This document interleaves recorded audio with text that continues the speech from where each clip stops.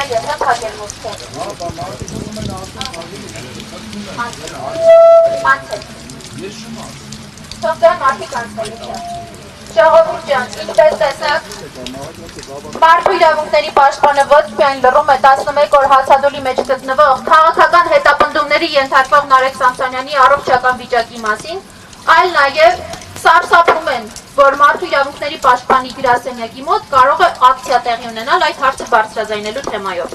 Մենք բանակցեցինք ոստիկանների հետ, ապահովեցինք համապատասխան տրանսպորտ մուտքը եւ ելքը ապահովելու համար, բայց սա անգամ բավարար չէր։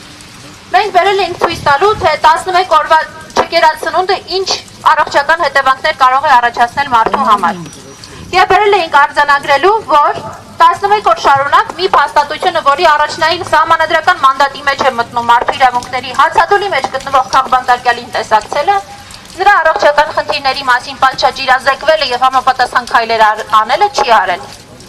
Եվ վերել ենք խորհրդանշական ժամին, տեղեկացված ենք, որ ժամը 12:00-ին մարդու իրավունքների պաշտպանի գրասենյակի մոտ ընդմիջման ժամ է։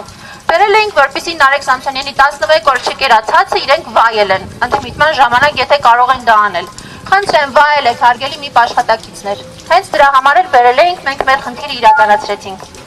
Մենք այստեղ ենք լրատվամիջոցների համար եւ մեր հանրության իրազեկելու համար, որ Նարեկ Սամսոնյանի առողջության վտանգ է սպառնում եւ ունենք բոլորիդ աջակցության կարիք այս հարցը բարձրաձայնելու առումով։ Նարեկ Սամսոնյանը 11 օր հացադուլի մեջ է գտնվում, նրա օրգանիզմը հյուսված է եւ բժիշկը ցուցել է շտապ վիրահատական միջամտություն։ Երեք Նարեկ Սամսոնյանի առողջական վիճակը կտրուկ բարդարացել է, նրան տեղափոխվել են Էջմիածնի բժշկական կենտրոն եւ փառք Աստծո որևէ լուրջ բան չի տեղի ունեցել, սակայն նրան հետ են տեղափոխել պատժախոց։ Եվ ցանկացած պահի Նարեկ Սամսոնյանի կյանքին եւ առողջությանը կարող է ավելի լուրջ վտանգ սպառնել։ Եվ քանի որ ներկայացրեցի մանրամասները, բժշկական օգնությունը սպասարկումը հասնում է 4 ժամվա ընթացքում։ Սա մազից կախված առողջություն է։ Ամեն րոպեն կարող է թանկ լինել մարդու կյանքի համար։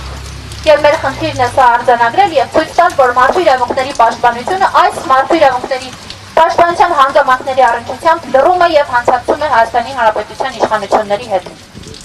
Մենք գիտենք, որ ԵՄ դեսպանին եւ գուցե այլ միջազգային կազմակերպությունների հետ մարդու իրավունքների պաշտպանը այս հարցով կոնտակտի մեջ է։ Բայց հաշվի առնելով, թե այն վերաբերմունքը, որը դուք տեսաք այստեղ, մենք չգիտենք իրենք ինչ են զեկուցում այդ կառույցներին։ Մենք չգիտենք, թե իրենք ինչ են զեկուցում այդ կառույցներին։ Եվ մենք մեր մասով ասում ենք, որ մենք անձամբ բոլոր մանրամասների մասին իրենց տեղյակ ենք պահում։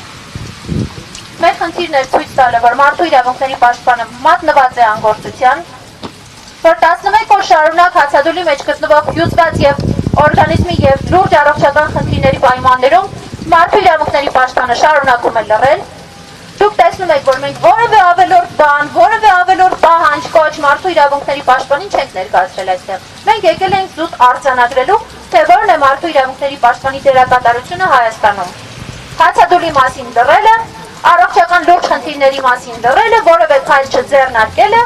եւ անգամ խորհրդանշական ակցիայի համար ամեն ինչ անելը, որ խոչընդոտվի ակցիան։